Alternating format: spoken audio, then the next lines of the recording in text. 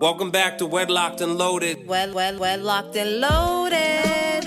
You women. Do not lump us all in one And you category. know, so you girls, and lie and stretch the truth You and try girls. to get us jammed up. First of all, I'm a whole ass woman, right? Think about No that. disrespect. Sounds like it to me.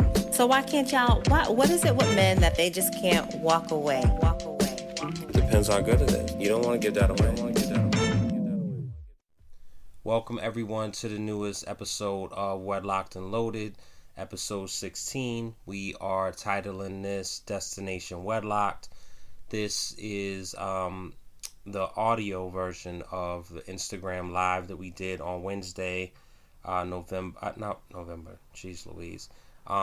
11th, and we had the amazing Deanna Conaway, and she is a coach, an author, a love attraction expert, and you know, we just had some real dialogue, and we've gotten some great feedback from the show, and it wasn't planned, but we figured that we was going to extract the audio and have it be a part of the show, and a part of the catalog. So hopefully you all get to hear it. The audio does not sound as clean as if, you know, as I'm just talking to you. But, you know, I cleaned it up a little bit and made some amendments. So please listen to it with grace. I think it's not like a unpleasurable listening experience. I think, you know, it's real dialogue. It's clear. And hopefully you enjoy it. And this is the first of many conversations that we will have with her. And we're so appreciative that she graced us with her presence and expertise. And yeah, so enjoy it. Here it goes. Episode 16, Destination Wedlock. Don't. Welcome. Thank you for having me. How are you? I'm doing fantastic. So, Deanna, that's how you say it, right? Yes, Deanna. Deanna, okay. So have y'all met? No? No. Kind of. Family. Hi, Leah. So, Hi. yeah, that's Leah, and, you know, yeah. You know what I mean? Yeah. What are you going to say? I'm not going to be warm and fuzzy because she's been taking shots every chance she gets. You know what I'm saying? So, yeah. Anyway, we'll deal with that later. Right, Leah? I mean, you can deal with it. Anyway. So, welcome to the show. I want, before we start getting in, because you see the clip that I posted earlier, before we start kind of digging into that type of stuff, can you introduce yourself? Leah, will you stop with the filters? Absolutely. You're such a 12-year-old. All right. So can you introduce yourself, and then what you do and the services that you provide, so that way people will be like, who is this woman they're talking to? Absolutely. For those who are not familiar with me, my name is Deanna Conaway. I'm the CMO of Love Coverage, which is a full-service coaching company. I'm an author, and I'm a love attraction expert. Currently now, that's where my focus is. Just assisting people on their journey to attracting transformational love and a power partner. Power partner. So you didn't say marriage. Well, I am definitely a supporter of marriage. I believe in the sanctity of marriage, but I don't like enforce like my own beliefs on clients. So I support their journey, whatever that may be. If that's long-term partnership, I support that as well. Agreed. I mean, you know, I think Leah and I both, well, I don't want to speak for Leah. I think what, Leah? I said, please don't. I don't need your puffy ad-libs every time. You're going to get these Diddyisms, but go ahead. No, and listen, all that shuffling around is resonating in the thing. It sounds crazy. Okay. Yeah, so, yeah. Don't make me come out there and you know. Yeah, we'll talk later. Anyway, so Deanna, back to you. Yeah. So although Leah and I are married, it's not for everyone, right? And I think that it's sometimes when you're in it, you realize it's not for you. But I certainly don't take the approach of when people are in a long-term relationship saying, "Oh, when you gonna get married? And when you gonna make an honest woman?" and all that type of wildness that people say. So I love that you actually said, what is it, power partner, right? Yes. Which is different. So that's different than life partner. Absolutely. Okay. I like to encourage everyone to come up with their own definition for things. So the same way, like I like luxury, but I define luxury for myself, and I encourage other people like define what luxury is to you. It's the same thing with the power partner. Like for me, power partner is an individual that is aligned with your God-given assignment, gifts, and desires, and their presence enhances your entire life, not just like your romantic aspect.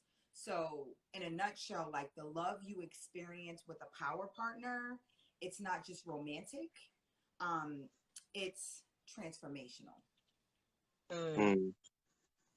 Now, is there okay, so to me and to maybe a novice, that sounds like a super heavy title, right? Like that's a really heavy coat to put on. So are we gonna be power partners if we meet in a club on Friday and we're getting to know each other, we're going on a couple of dates? Like when do you transcend to power partnerness? Or is there a time limit? Or you just know when you know? It is heavy, and on purpose. I think that especially nowadays, we've settled for just having a person, having a mate, even sometimes having a husband or a wife, which is why I specified like power partner to put more emphasis on it, to let people know like you should be taking this a little bit more seriously. Could you meet them in a club? Maybe. I wouldn't recommend it, but I mean, even a broken clock is right 2 times a day. Yikes. When you said transformational. What does that mean exactly? Transformational means this person's presence in your life completely transforms your life. So you are different with them being involved, and not different in a way that you're isolated, that's negative, that takes you away from your goals and aspirations. No, this person comes along and they fill a void that you didn't even know you had. Like you are probably good. You're chilling. You're like a happy single. Maybe you're successful in your career. You know, you're beautiful, you're handsome already, you get attention, like you're not really lacking. But then this person comes along and what they bring allows you to experience life on a whole different level. Like, wow, I didn't even know it could be this good. I didn't even know I could be this fly. I didn't even know. Like they unlock a whole different level. Right. Okay. So what's let's say a person So my last question, I guess, on the power, I can't even power partner, right? Yeah. Okay. So, can it be a person that, like, how important is it to have the same kind of visions and perspectives on approach and boundaries and life? Like, when you get to that level, is it like a conjoined effort? You know what I mean? That's a really good question, because you know, like the common sayings, people will say things like, you know, opposites attract. I don't necessarily agree with that. I think opposites attract for like lust and for like momentary pleasure. They don't usually last long term if they don't align when it comes to like major principles. I think Mm. that's where it's really important. Like, you can be quiet and the other person be more outgoing, and that type of opposite could work if you're aligned in your principles for life. Like, let's just say we'll use marriage. That's a good example, right? If one person really just values marriage and that is important to them, the other person, good person, successful, they show up, but they just don't believe in marriage. They think it's a piece of paper. That's a major thing to be aligned on. How are you going to walk together if something fundamental like that you don't agree on? Mm-hmm. So I think it's really important for the major things, there has to be alignment and agreement with major things. Now, how important is because you are not, so just to be clear so everyone knows, you are not a licensed therapist. Oh no. And No. no, not at Now all. do you say that, like, you know how some people, Yes. so like I don't know if you're familiar with like Wall Street Trapper, and you know what I'm Yes. saying, and whenever people are giving stock tips, they're always like, I'm Uh-huh. not a financial expert, and it's, so do you say that right up front when you're talking to people? You know Do you what? like, I don't scream it in like my promos or anything like that, but when I actually talk to clients, when I have like guidance calls or they message me, when they're trying to see if we're a good fit to work together, I make sure that I explain the difference between like therapy and coaching, because some people need a therapist. And if they need that, I'm not going to take them on as a client. That's like doing harm to them. So I definitely say to them, hey, I'm not a therapist. With me, the main difference between like a therapist and a coach is, with a coach, you're in the game. It's you that's really got to do the work. I'm on the outside. I'm looking, and maybe I'm going to point some things out to you about your game. I'm Mm-hmm. going to make some connections for you to assist you in scoring, to assist you in being more efficient, to assist you in getting to your goal. But it's still ultimately up to you. I'm not going to dig into your childhood to heal those traumas. We might talk about mm, it to see how it relates to current patterns and things like that to heal you. Yes. But no, I don't prescribe medicine. I'm not going to diagnose you and say that you're schizophrenic. I'm not going to do any of that. I have no interest in it. I respect therapists though, and they are needed. now can How you does do one both? Oh, sorry. how does one know that they need a love coach? I would say I recommend coaching in any area for a person that has a goal and maybe they want to accelerate their progress.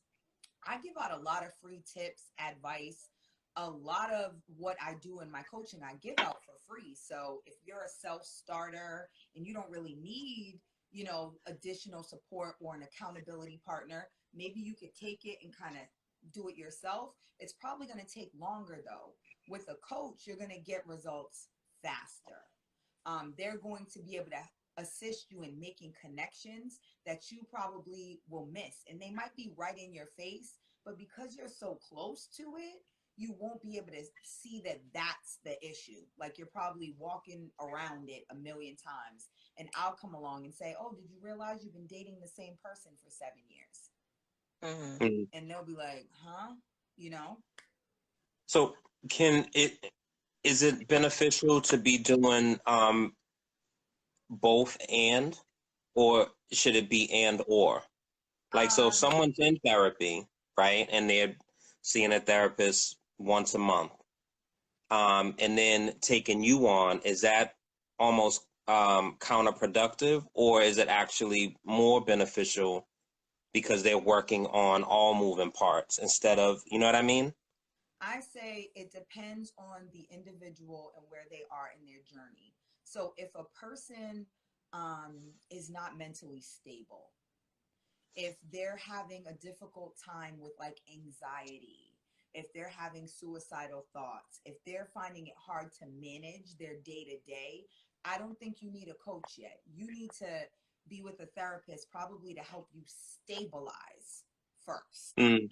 But if you're Okay. a person that is in a stable position and maybe you're with a therapist because you just have like some deep rooted childhood traumas, or you were in an abusive relationship and you're specifically wanting to deal with abuse, or you dealt with like a death and you need Mm. assistance from a therapist with grief. I Mm. would say that you can do that in coaching, but only if you're at a place where you're mentally stable. That's when I would say that it's beneficial to do both. Now, have you had let me ask this, I guess, just because numbers matter to everyone, right? Would you say you had more success? I use that loosely, right? Because Yeah. success is always, but have you had more success with uh partners, girlfriend, boyfriend, fiance, versus married couples that have been, you know, in the trenches for years? Right. Like, how do you measure, and what do you feel like your numbers could be if you had to detail them?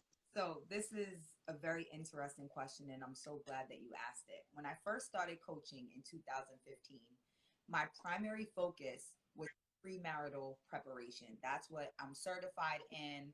That's what I wanted to focus on. I literally wanted to focus on reducing like the divorce rate amongst Black households, right? So Now, I, wait. Now, specifically, wait. So are you saying specifically um, Black couples? yeah, I mean that's Oh, I'm oh, Black. I that said then. I'm Okay. Black. No, I hey. wanted to, help my community in a way. Mm-hmm. And that's not to say I would turn down couples that weren't, because I've had couples of all races. But I'm saying what I set out to do. No, niche is important and niche matters, Right. and I think intentionality matters. So But I appreciate that. in what I thought I wanted to do, I discovered a whole nother market. So I Mm-hmm. set out to just do premarital preparation. But what was happening is every couple that I got didn't get married. And I was Um, starting to feel like, shit, I'm not good at this. Like, then they're not getting married, right? Like, my goal is to get them married and have them prepared so they don't divorce. But another coach slash mentor of mine said, oh no, you're very successful because you stopped people from getting married who shouldn't have been. oh. Yeah, that was the reaction that I had, because at first I was like, I was ready to quit. Like, oh, this is not going how I thought it should go. Like, I'm not good at this. So Yeah. after I had, quite a few couples like decide not to marry, I was like, okay, then I was taking on singles. I was assisting with success coaching, assisting people with developing like career paths and different things to get promoted at work. I was doing a bunch of different things. Um, but how I got to where I am now, which is love attraction. So I'm primarily working with a lot of singles that are looking to attract a mate, or married couples that have been together for a while and maybe they've lost a little bit of the spark. They've Mm-hmm. lost a little bit of the connection and they're kind of just existing. So they're looking for a way to like revive their relationship. That's where I'm at now. That's what I've been attracting. So the couples that are just kind of existing, like I mean, that's so foreign to me. Like, Leah, can you even relate to what she's talking about? Like, I don't, I can't even imagine, Are you you being know, sarcastic? huh? Are you being sarcastic? No, because I've never just existed with you. I mean, I feel like Baby, we've been roommates for a while. At some point in our relationship, we were roommates. carry on. So Deanna, so next question is, um, don't lie, don't entertain. It's not funny. It's just, But so that's what I'm asking you. Like, are you being serious? Because we've absolutely been in a space where we were just existing. You know, it was like Groundhog's Day every single day. And how You long have know, you all been married? we've been married going on 11 years. It will be 11 years this month. However, we dated. We were together for a long time, for over 20 years. So, Jesus Christ. I mean, you're not saying anything that's not common, by the way. Absolutely not. It's expected in long-term relationships that you go through like those ebbs and flows. Sometimes it's really hot, other times it's kind of warm, sometimes it's cold. It's like the different seasons of relationships. The reason why people should prepare for them though is so that they won't give up when they're in a certain season. They'll be like more Mhm. prepared and know that that's just a part of, marriage, long term. Right. So let me ask you, like, because I think there's a very distinct difference.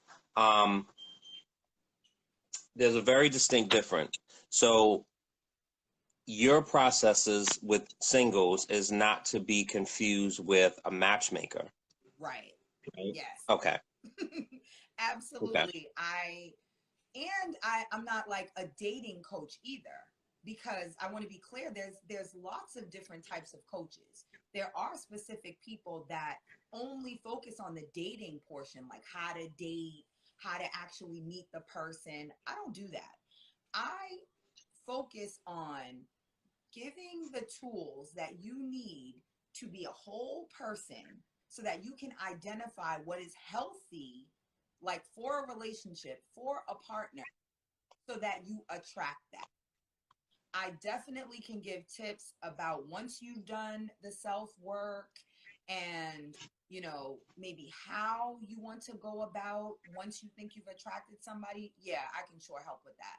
But my focus is more foundational. Mm, and holistic.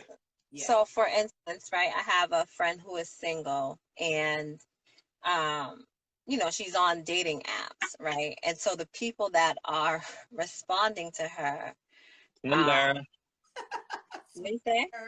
Nothing. This is so good. You should try it. This is so good, babe. Don't cut me off. The people that are responding to her are like, she's like, yo, this is crazy. Like, I'm definitely not into this. They're couples seeking an extra person. She's like, nowhere in my profile does it say that I'm into, you know, threesomes. Yeah. You know what I'm saying? No, nowhere in my profile where it says that I'm looking to be a sister wife. Yeah. You know. So for But your you have to shoot your shot, though. you can. And Deanna, just before you respond, I just want to shout out Cassandra. She's definitely like active. Awesome. And I'm reading your comments, and we appreciate it. And we're gonna get into a couple of things in a minute. I just Yeah, didn't let want me to shout out. cut She's off. one of my followers and supporters. So thank you, Cassandra, for being on Dope, my dope. dating. They're baiting her. Oh, hey man, So if you I don't have ask, you don't like know. you in dating apps, but I would tell your friend, it's kind of twofold. I would tell her to look at herself first and really do an honest assessment. Like, are you whole? Are you prepared for what you're saying you want? Mhm. Mhm. I would say do that first. If she feels like, yup, I'm whole, I got it going on, which everyone usually does, and they're usually wrong.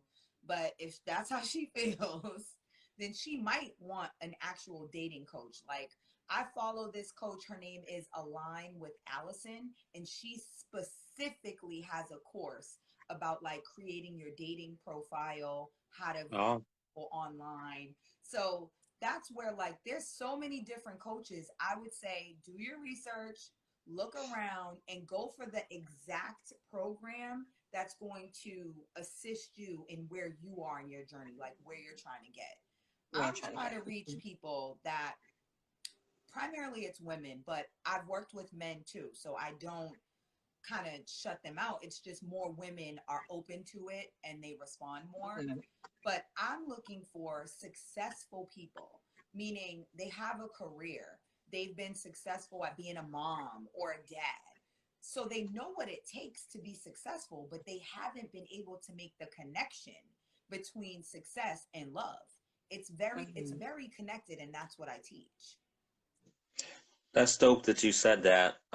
Successful at being a mom or a dad, because again, I think that's being very intentional. Yep. Because on the surface, if you say you work with people who are successful, people automatically go to, Career. $100,000 a year and blah blah blah blah blah blah, and it's like, Yeah.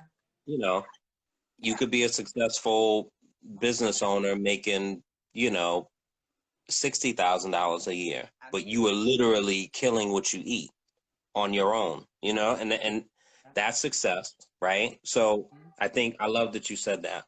Thank you. Um, I wanted to ask you, well, seeing that you just said you work with men and women, I think I know what the answer is, but easier to, who is easier to work with and assist?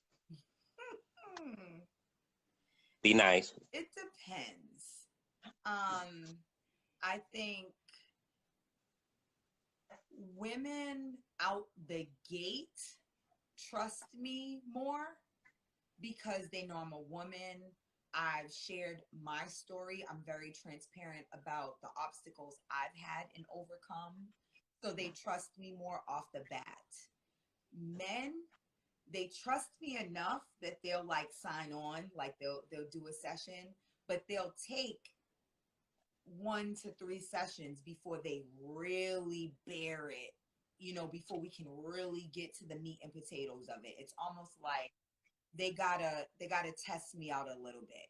Like, let me see if she's just gonna regurgitate what women speak is, Mm, or is she, really fair? Can she make assessments and give guidance no matter the sex? And once they see that, then I feel like I get faster results with men, but women trust me quicker. because men, we actually do the work, and it's just we actually deliver. You know what I mean? I'm gonna Like stop you there. I'm gonna like stop you we there. we bring the So, toolkit and we see the nail, and you know what I mean, and we get right to it. We so don't, that's the problem. That's the problem. That Women are hammering, emotional. that That's jackrabbit stuff, I'm loving this that's not what we conversation. need. Oh, I'm knock it sorry. Go off. ahead, Leah. I'm sorry. So, what Lena Lena says, women are more easily to open up. I think that, and thinking about that, right? I have, it's very rare that I hear a man saying like, "Oh my God, I just want to find love. I want to be in a relationship." Women are more, I hear that more often from women. Yeah, they're more open about it. Men Hmm. feel it. They know what's going on, but they're not as open about it. But I mean, if you look at society, have we necessarily created an open environment for them to be vulnerable in that way? I'm not Hmm. sure. I don't know. Mm.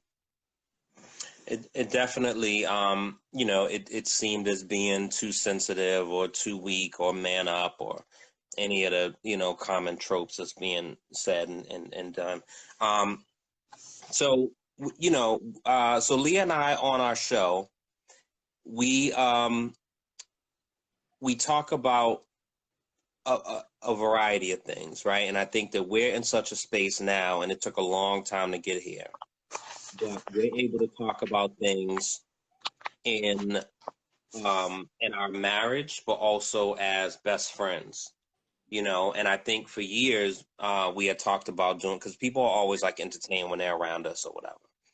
Um, but I wasn't interested in doing a podcast or any sort of video show or radio stuff because I didn't want to, for the sake of entertainment, Yep. burn the house down, Yep. if that makes sense. And so now there's things that we talk about in a real way. And we're coming from a perspective of being in therapy for years and the importance of that. And I think now in our community, therapy is definitely talked about in a more open way, which I'm happy about, Yeah, me too. right? And that's definitely thanks to, I mean, right off the top of my head, he's not the only one, but Charlemagne definitely For sure. championed, mental health and therapy and really leaned into it in a real way. Sure. Um, and so, we talk about a bunch of different things. And so some of the things you and I talked about, and I sent you some things. I don't really have my notebook handy now, but one of the things that we discussed, which was one of the most honest and vulnerable episodes, was abusive. Okay. And Leah pretty much drove the car. You know what I'm saying? I was just kind of assisting and making sure, that the temperature was right, Yeah. So I would like to sit back for a minute and have you two have that discussion, because I think not only is it empowering for people to hear it, right, but also from your perspective, um, tools and things that maybe people can recognize early. Yes. So Leah, if you want to, I don't know if you want to share a particular story or a piece or something. Do you remember that episode? Did you just like black out? I remember the episode. Mm-hmm. Yeah. So do you want to share like a piece of something, and so Deanna can kind of um give her take on it. I mean, okay, I'll start with I'll share like one of the earlier instances where I think I was, definitely I was in middle school, um new to the school, started dating one of the kids that was there. Um my first interaction with him, well, the first time I noticed him was when he was chasing me and a group of girls down the street with BB guns, with a BB gun.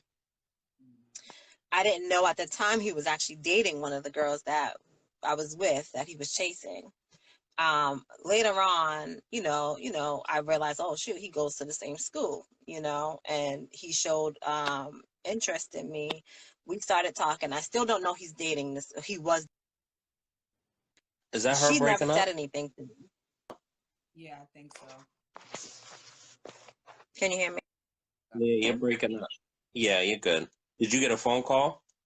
Mm-mm. Oh, okay. So All long right. story short, the girl never said that she dated this kid, and I didn't know that they had history.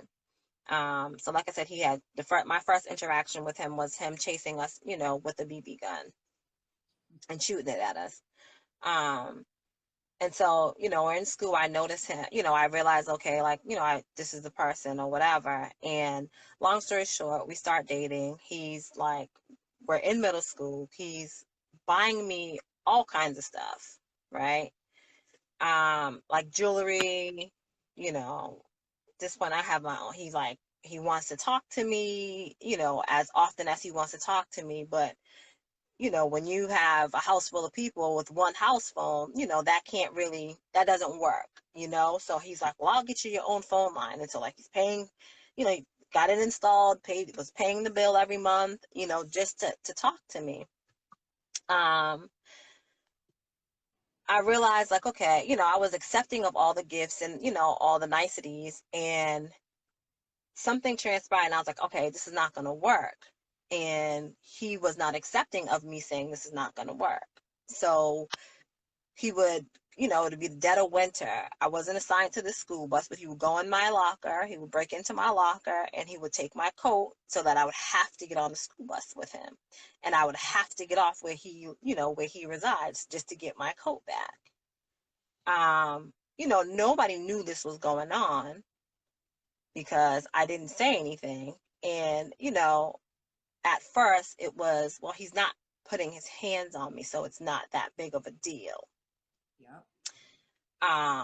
And then one day he did. And it was more of like, just, like like he hemmed me up. And then I remember, he came, I was like, I'm all set. Like, this is it, And my aunt, who I was living with at the time, she had no idea what was going on. And so I remember coming home and he's sitting in the house. So she leaves and the phone rings and he just assumes that it's for me. And he hears a guy on the other end. And then like we literally start fighting, you know? And I still didn't, we fought, I kicked him out. I didn't tell my aunt. My aunt's husband's nephew was on the couch sleeping, and I didn't realize, that he was there while all this was going on. And he was the one that told my aunt what was happening, you know. But I guess, and it, I guess it would be for everybody. Um, you know, what for that situation, what were the signs that should have been absolute red flags? Well, I mean, first, I just want to say that at that age, who would be at a maturity level to even pick up on these things? Mm-hmm. That's like an unrealistic expectation to have. When we think back on the situations we were in and kind of dating and looking at it now, our age, we weren't Mm-hmm. prepared to even handle those situations. And look at how you're even describing it. You're like, I didn't say anything. Of course you didn't. You didn't know anything was wrong. You didn't know enough about what a healthy relationship should look like to even be alerted that this isn't right. But from the very Mm-hmm. beginning, I would say what you were attracted to already set you on a wrong path. So he's not doing something like he didn't compliment you and say you were so smart. He didn't notice something unique about you and compliment that.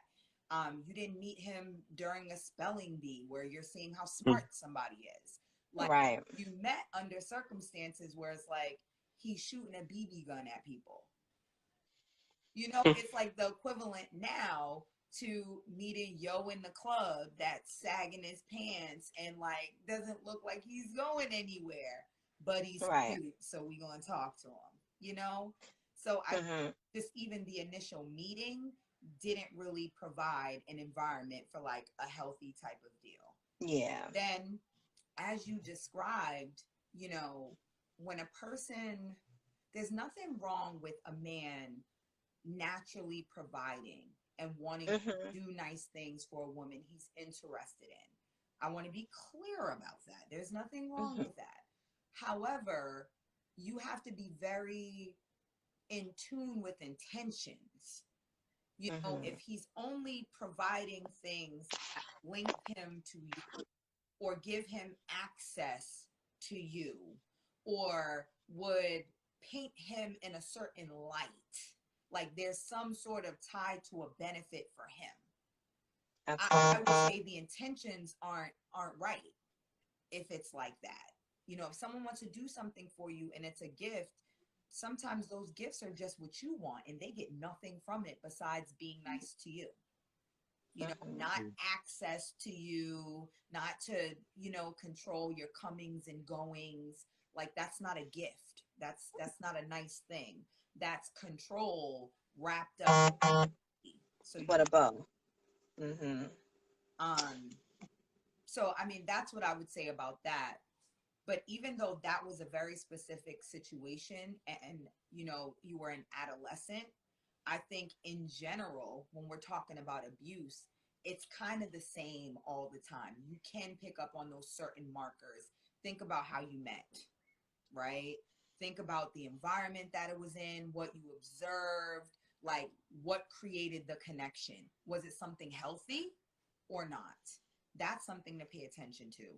Pay attention to their motives and their intentions when they're buying gifts, when they're doing things for you. Pay attention to those things. And any sort of thing that is control like. And I think women need to do a better job of understanding that it can be a very thin line between like concern and gentlemanlikeness and control.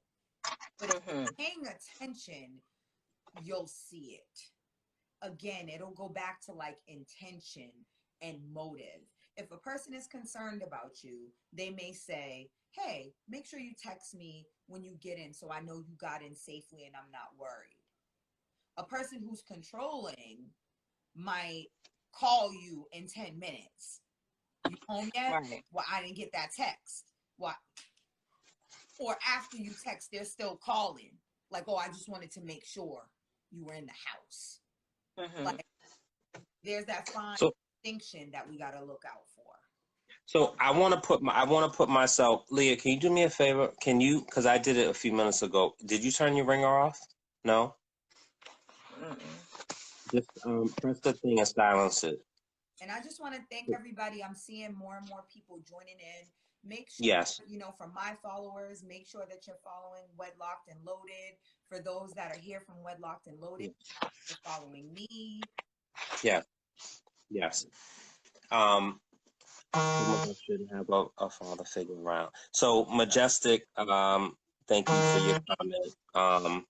Some of us didn't have a father figure around, for example, or no male presence at all to run background on. What is going on over there, girl? See, that's the hotline. It's gonna go out, you know.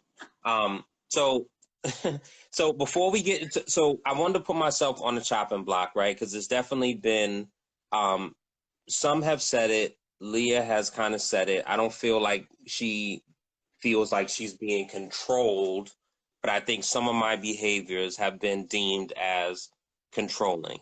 Okay.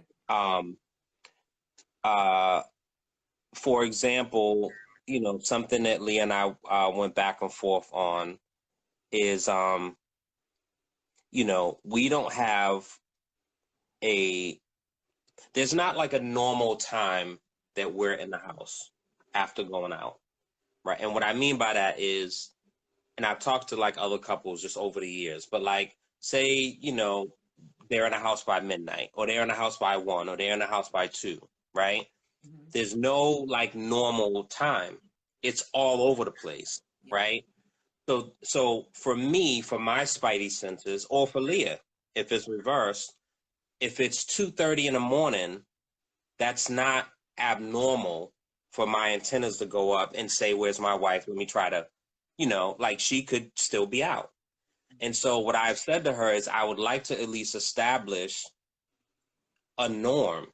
But because I think past things and the way I've framed things and some of our issues in the past, Leah is hesitant to have that because then she would feel like she's beholden to that time. So if she's not home at 2:00, it's now going to be a problem, right? Right. But it's genuinely not where I'm coming from. It's just really like, it just would be nice to know if I fell asleep and I woke up at 1 in the morning and Leah's not beside me, this is abnormal. Like there's no abnormalcy with either of us.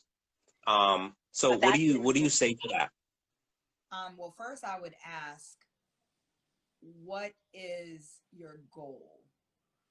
Like, what's your goal in having this standard, or you guys agreeing? Like, is there a fear of something? Has something happened to create a disconnect? What are you trying to get out of it? I think so. Obviously, there's a lot going on. There's no like morals and principles that exist. I don't know how old you are, but I will assume that we're all kind of in the realm, I'm right? 39. How old are you? 39. Okay. That's so rare because that just would never happen, by the way. So I won't reveal Leah's, but I'm 40, right? So we're definitely in the same, Leah's definitely like, she's a cougar. Like when I was in elementary school, she was graduating high school. You know what I mean? Like, I don't believe yeah. Curfew. I'm a fine young tender. So, so there's no off limits. So I grew up with no women or children. There was absolutely acts that would happen to women, right? But it wasn't to the point of where it is now. So for me, I know even if Leah's with her best friend forever, they are not going to do the same thing that I would do if I was next to her, right? And I can't expect them to. So for me, it's a matter of, for years it would be if Leah wasn't next to me, I actually couldn't sleep. So, you know, if she comes home at 12, she comes home at 1, she comes home at 2, she comes home at 3, I'm up. Yeah. And now I'm bullshit because I was home. And now I'm up all night like if I was out. I should have just been out too, right? But I got over that. Now I can go to sleep. But the point of it is just having like a certain decency, not decency, I think that, scratch that. Say, A certain, you're using yeah, language that wouldn't yeah. necessarily. Not, and I take that back, not decency, because I think the space that we're in now is actually, the communication is great. So if it's a situation where she's out or whatever, it's like, hey, babe, I'm still out, blah, blah, blah, and the check-ins, which is good. But I think that So there's, is that what would kind of satisfy you here? Is it that, hey, let's have a mutual understanding that if we're out and it's past 2, we just check in? maybe, and I think what I would like is the standard, right? What's a standard? When you What say is a standard, standard? are you Well, saying like a specific it could be, you, hour? so let's exaggerate. So let's say our standard is by 4 a.m. we'll both be home, Okay. right? Yep. 4 a.m. So that means If you'll by call Leah until 4:01, right? Yeah, but I'm not even a person that she knows. Like, I'm not a person where, like, I call her, like, hey, where you at? I don't believe in that. And the one time, maybe two. The 2 times that I did it, the 2 times I did it, I got her voicemail. Because you know how, girls never have their phones and, like, yada, yada, yada, whatever. But I'm not big on that. I feel like if you're out, you're doing what you want to do. I don't need to be, like, I don't believe in that. Leah doesn't do that to me. I don't do that to her. I just don't believe in it. But if at 4 o'clock, if she's not home, it's like ding, ding, ding, boom, let's go. What's up? I'll tell you, during the pandemic when we were all home, including the kids, that was the best sleep that I got for like a whole year. You know what I'm saying? Like when my family leaves the house, there's a certain anxiety that happens. Mm-hmm. My daughter, who's older, just insists on going to work out at midnight or 11 p.m. It drives me nuts. Yeah. I don't understand that. But to her, it makes perfect sense, right? Yeah. I got to pick my battles. And so I guess, I mean, it makes sense. You sound like a protector and you're concerned about your family. And like I said, like there's a delicate balance between care and concern and putting these boundaries and limitations that are going to make your wife and your family feel controlled. So I would say the balance is asking, Leah, what are you comfortable with? Like, let's set up a guideline that we both can agree to, whether that's, hey, we kind of give a rough estimate of like when we're going to come back, or hey, if it's after this hour, we send a quick text just to say I'm okay.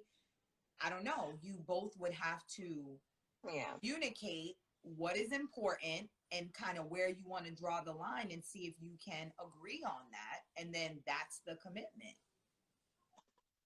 No, Majestic knocked it off. I would never.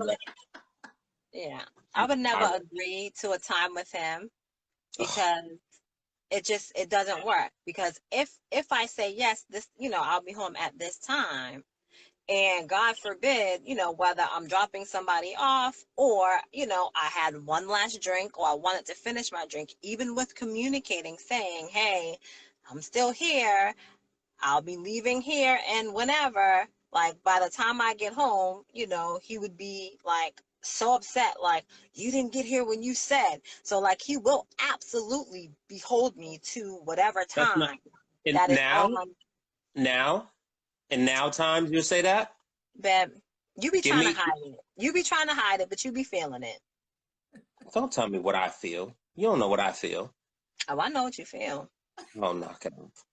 So can we come to a conclusion with Deanna on the phone? So can we say, No. Saturday nights you'll be home by 11:30 p.m. It sounds like the reason why Leah doesn't want to draw a line in the sand is because that feels very kind of frigid. Like there's no wiggle room for life to happen. and she doesn't want to anger you if anything happens outside of the agreement. Deanna, don't. So are you saying? So are you? So are you? What I heard.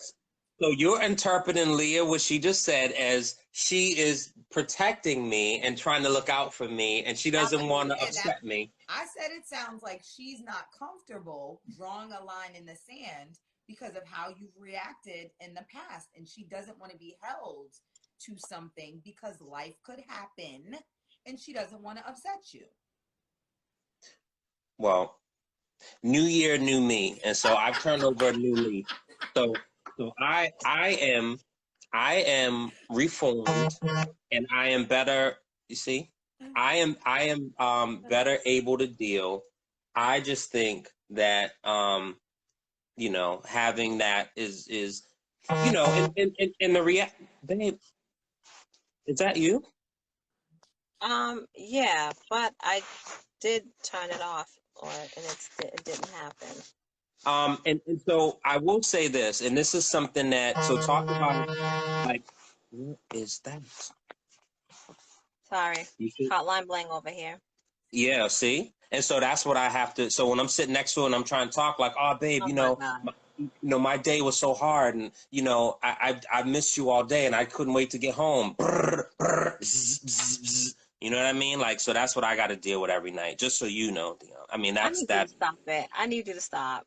You know, so I want to, you know, so talk about like therapy and figuring out stuff. You know, there's been a process. So for those that's in a room, for those that's in the room, you know, babe, I'm gonna come out there and do it myself. Yeah, it's fine. It's not working. So I think part of, you know, doing the work and being in therapy for myself, in addition to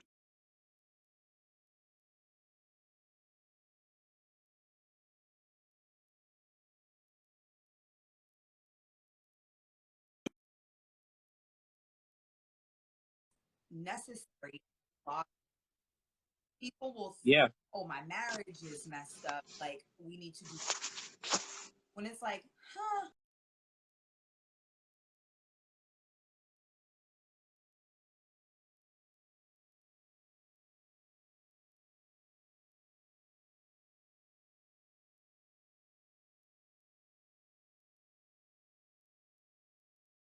Honestly, like I had mine, Leah had hers, and we had marriage. That's awesome. But part of what happened, and I'm vocal about it because I feel like people's stories can be inspiring. Yes. Right? So I don't believe in like hiding the things that could be shameful or embarrassing or whatever.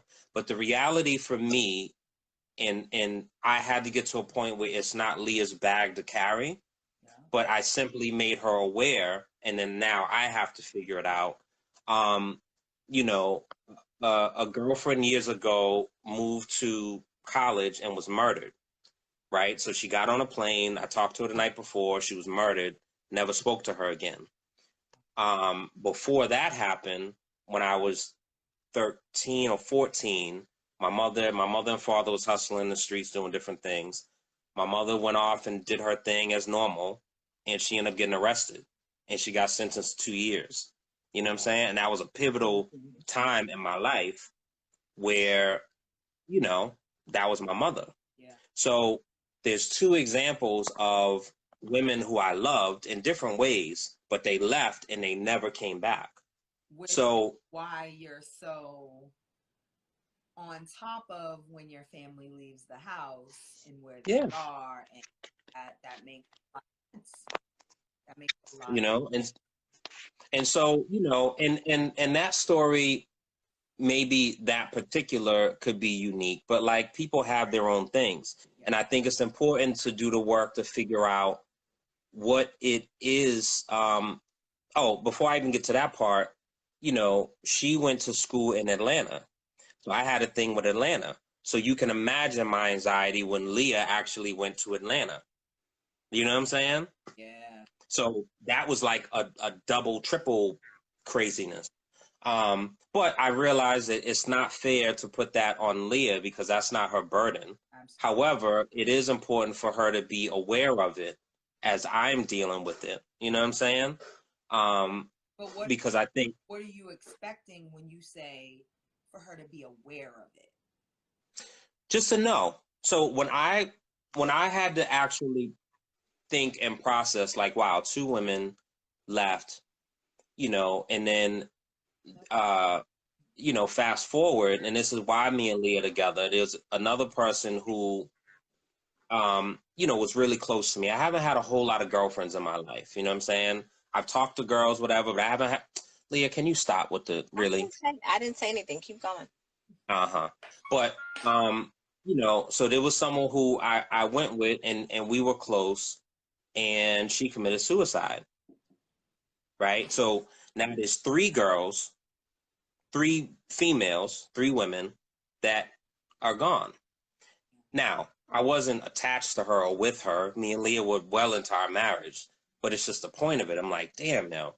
So, and when it talks, for me, like something that happened recently with, Sherelle Pringle, who was murdered, and that case is still going on. That affected me in a different way. Where, she went out as normal and never made it back home. You know what I'm saying? Or Deja Starr, a young woman, you know what I'm saying? And it's so many cases of like just women, and I don't want to say the most vulnerable, right? But women are being taken advantage of and being hunted. And so for me, like my antennas are up for everybody, all women, right? And so it's 100,000 times for my women. Not my women, like I'm a caveman, but you know what I'm saying? So, but I have to understand that, everyone's an adult. We came in this world, and so that's my own little And to your point, you're not the only one that has those same fears and anxieties, right? Like women have that same thing with men, right?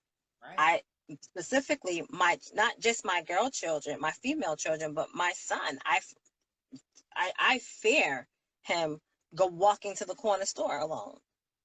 Like when you're out, I have those same thoughts. So it's not just one-sided. But it absolutely is, I think that making sure that there is communication when we are not out, when we are not in the home together, like that is key. And for me, I do, when I'm out, you know who I'm with. You hate when I say it, but you know who I'm with, and you have access to them as well, and so there really shouldn't be a problem. Yeah. So, Deanna, we'll do a part 2 another time. So this was a really good conversation because I think Leah brought up a lot of really good points too. The fact that Leah did? Yeah. What about? I'm saying just now. I already said Poor baby. But I'm making the connection to where you all are on the same page, though. I just want to get that out. The fact that it's not irrational that you have this fear. Please know I also have this fear. And the reason why I'm pointing that out is when it comes to her and her going out, I want you to understand that she's not ridiculing your fear. She understands it and also has said she's experienced it. So that should at least give you guys more of a level playing field about it, because I know sometimes when we feel a certain way and we feel like our spouse is trivializing it, it makes us hold on to our point even more. So that's why I'm pointing out she understands you and she understands where it comes from, why it's strong, and why it matters to you. She's not saying, oh, get over it. What she's saying is, understand we all have those type of fears.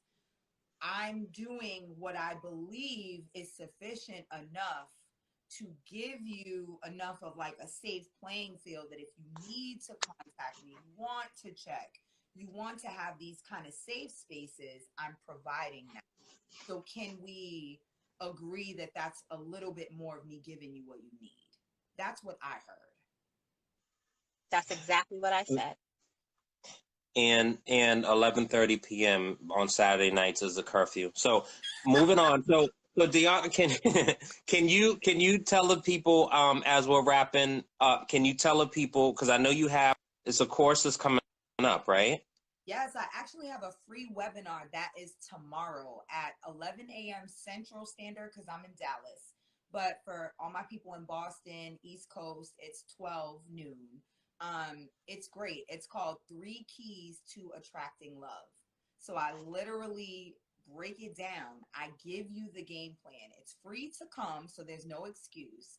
But for those who want like a VIP experience and they want to dig in, you can VIP upgrade for $97, bring a friend with you, get some one-on-one time where we'll talk about your specific situations, and I'll give you some guidance and some additional gems that aren't in the free webinar. So it's in my bio. Please follow me on Instagram. I'm on there every day. I go live 3 times a week. So yeah, check me out. So this isn't the last conversation because there's so much that we need to unpack. Yes. But I think, we had a conversation offline. When was that? Monday? Monday we talked? I think it was Monday, yeah. I feel like the week is flying by, but there are people that like to have Instagram marathon sessions and they go for 3-4 hours, and it's just like, you have to stop the bleeding. You have to know when to end it. No. So I would rather have people locked in for the whole time, enjoying the conversation, and they'll come back next time and we'll unpack some things. Super trivial, but I just want to ask. So the guys that you have helped, has it been situations where they made it uncomfortable because they then in turn started hitting on you? Oh, no. I've actually never had that. Never. No. And you know what? My fiance, when we first started becoming friends, I was explaining what I did. That was like one of his concerns. Ha. One of his concerns. He definitely asked me about it, and I was so like, no, that's like never happened. He could not believe it. He's like, no, it has to happen. I don't know if it's because people come to me wounded, and I know how to assist without crossing any lines. I know how to empathize without being inappropriate. I set certain boundaries, so I don't have that problem. Well, you know what? I'm going to make a note because I want to get into that next time and talking about well, that was actually in a clip for the promo for tonight, boundaries. I think boundaries are important. Something I certainly suffer from. Yep. Leah, unless you are having a stroke, there's no reason. All right. All right, guys. All right, guys. Thank you so much for... Guys, thank you so much for sharing the platform with me. I'd love to be back. I enjoy you guys a lot. Yes, we will do it again, and we're going to have a couple of points. And I think next time we talk, we'll have some back and forth engagement with the people in the chats. Yeah. I think this time was important to really set the stage for what this is and what you do. Yeah. And sometimes I think it's important to just kind of have the show and present the show and not have so much back and forth and being derailed all over the place. So for everyone that chimed in, thank you. We thank you. And we're going to do this again. Before we end, I have one more question. Of course you do. Of course I do. Just based off of, this interaction and, you listening to the podcast in the past, how compatible are we? Like, would you say? Based on what I've seen, I think you guys are a really good match. I was very impressed by Leah's ability to be quiet and spoke. I know you mentioned she made some faces and did some things, but she was very respectful and let you get yours off. I thought that was dope. I loved how you showed care and concern for her. Even the things that you voiced as like fears and things that were coming up, it was all from a genuine place of love. So I think there's a really good like ebb and flow with you guys. I can tell you have a lot of fun. I can tell you laugh. If you do disagree, you probably use laughter and jokes and things like that to get you by, which I think is a key to like a successful relationship, marriage. Yeah, and you know, tons of this. So thank you for joining us, and we will absolutely do it again. We'll lock in offline and set it up. And this was unbelievable, and thank you so much. Thank you. Thank you. And just give your handles again. Yes. Just if you to make it easy on you guys, at the top of the live, there's a little arrow. Just click on that, and you'll be able to follow all of us. Whoever you're not following already, just click the little follow. Make sure you do that. If you're interested in coming to my free webinar, just go to my page, click on the link in my bio, and you'll be able to register that way. It's tomorrow, 11 a.m. Central, 12 noon Eastern Standard. I would love to see you all there. So, thank you so much. Have a nice night. Thank y'all, everyone. Bye, Leah. Nice. Leah's gonna immediately get on the phone, so let's just end this live because the people blowing her up need to talk to her. So, thank you. Good night, everyone. Wedlocked and loaded. Wedlocked and loaded.